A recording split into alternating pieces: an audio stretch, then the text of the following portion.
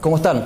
Se proyecta que este año va a ser definitivamente un año seco, no muy distinto de lo que vivimos el 2011. Una situación que por supuesto genera señales de alerta, especialmente en la situación hídrica que tiene nuestro país, por supuesto por el impacto que tiene en diversos sectores, especialmente el sector de la agricultura.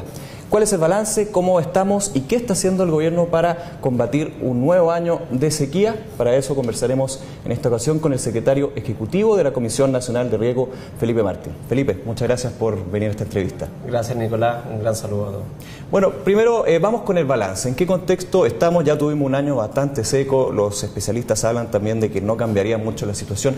¿Cuál es la condición hídrica, si podemos decirlo, de nuestro país? Bueno, la condición hídrica es bastante clara. Hay un cambio climático, ese cambio climático llegó para quedarse y por lo tanto estamos trabajando para adaptarnos a esa condición.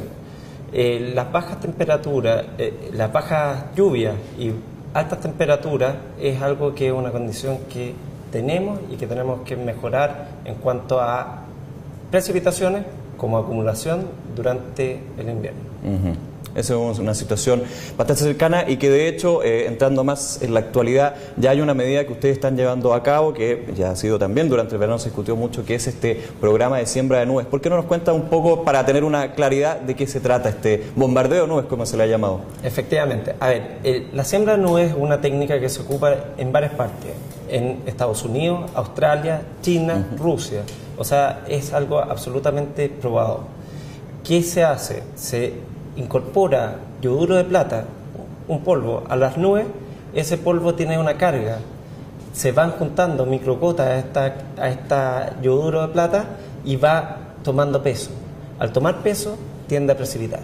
Por lo tanto, yo tengo que buscar nubes que tengan esa condición de agua para poder aplicarlo. Y por lo tanto tenemos que hacer un sistema sumamente profesional en donde monitoremos justamente las nubes que tenemos que ir sembrando sin perder ninguna, porque la sumatoria de nubes que yo tome es el beneficio que vamos a tener al final con el porcentaje de lluvia. Nosotros aspiramos entre un 10 a un 20% de aumento de precipitaciones.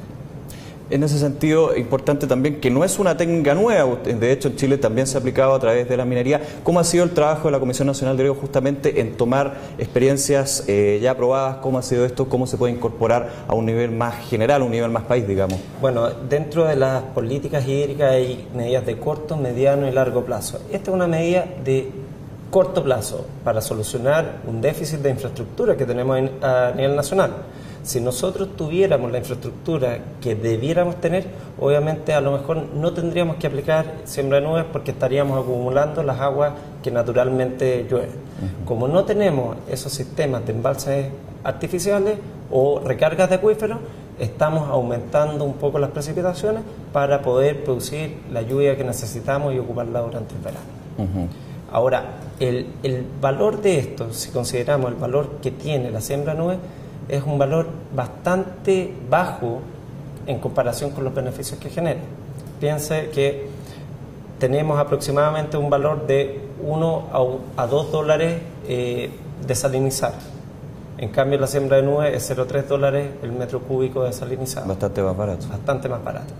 Es el tema de embalse. El valor por metro cúbico es aproximadamente 2 dólares. En este caso es mucho más bajo. Por lo tanto, tenemos esta medida que tenemos que hacer en el corto plazo, sin embargo, no podemos descuidar las medidas de largo plazo. Una experiencia que también ustedes han tomado de Australia, de hecho van a tener un importante viaje para ver esto. Cuéntanos un poco de qué se trata. Bueno, efectivamente, nosotros vamos a Australia, viajamos durante las próximas 2 semanas a ver justamente todo lo que hizo Australia para salir de una sequía de más de 10 años. En este minuto está lloviendo, o sea, ya pasaron esa etapa, pero lograron revertir condiciones de sequía durante una década. ¿Cómo lo hicieron? Con embalses superficiales, con embalses subterráneos, recarga de acuíferos, con una conectividad a nivel nacional a lo largo de todo el país, conducciones de agua, y al mismo tiempo con una política de profesionalizar a las organizaciones que ocupan esta estructura de forma muy potente. Tienen verdaderas empresas administrando este recurso, lo que acá en Chile obviamente nos falta.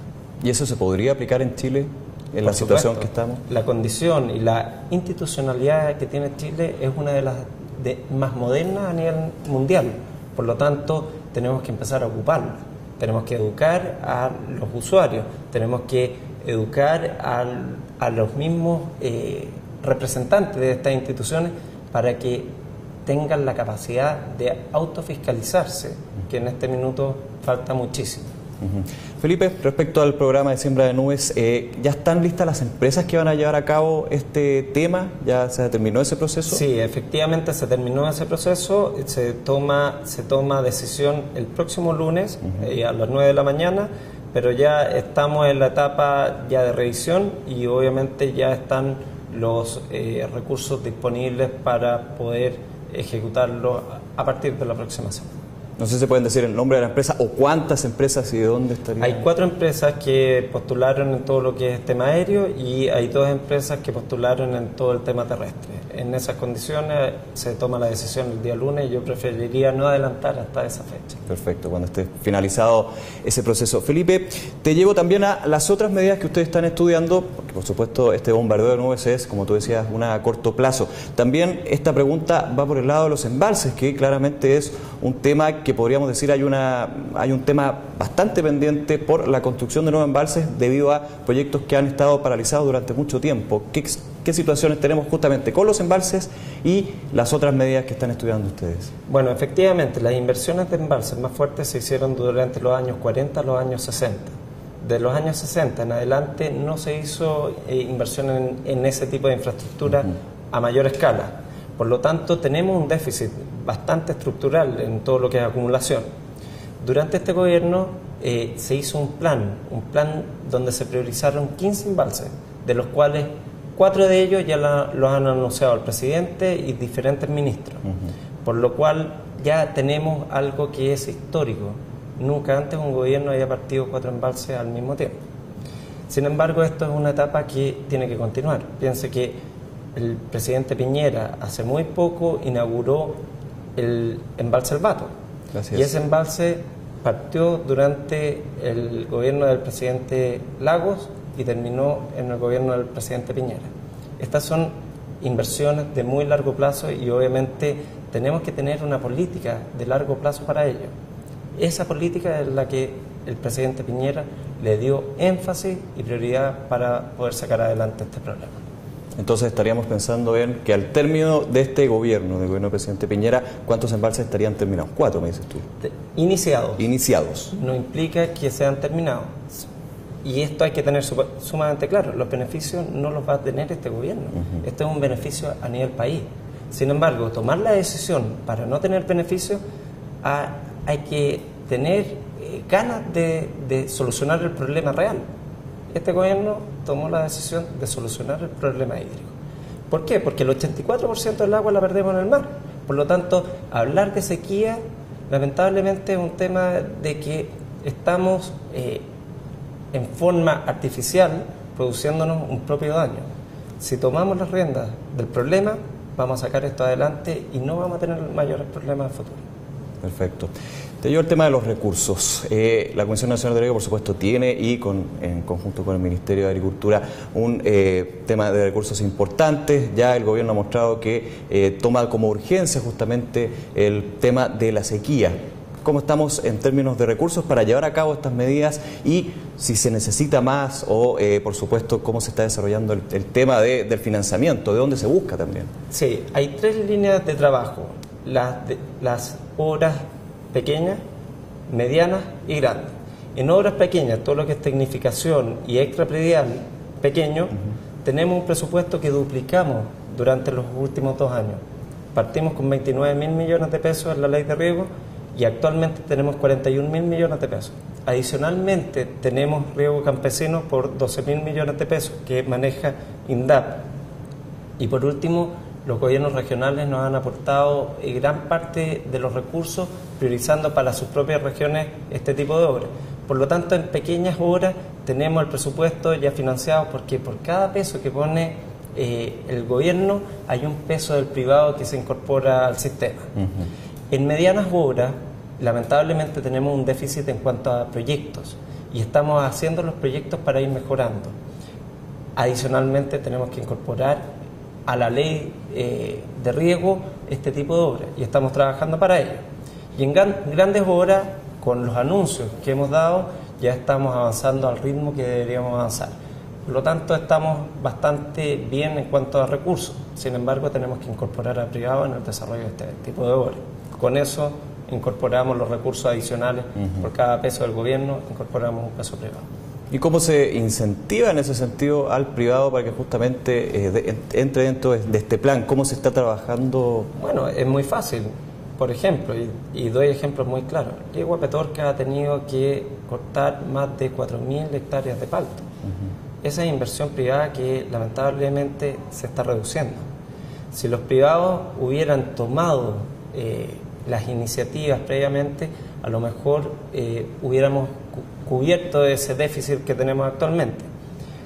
Este diagnóstico durante este gobierno ya se realizó y se ha sensibilizado. Ya la población sabe el problema que tenemos es que no invertimos y por lo tanto los privados han tenido una capacidad de desarrollar el país en forma muy fuerte.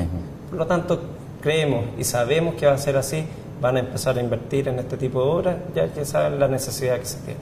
¿Hay una mesa de trabajo, algún tipo de comisión que esté viendo justamente este punto? Sí, efectivamente. Hay el Consejo de Ministros, 5 ministerios, Hacienda, Economía, Obras Públicas, Agricultura y Ministerio de Desarrollo Social ha desarrollado una política de riego, la cual hemos ido sensibilizando y obviamente hay diferentes gremios que han incorporado información y feedback para que podamos hacer algo en conjunto. Por ejemplo, el tema de la ley de riego y el aumento de los recursos fue a solicitud de los privados en base a las necesidades del país, la siembra de nubes.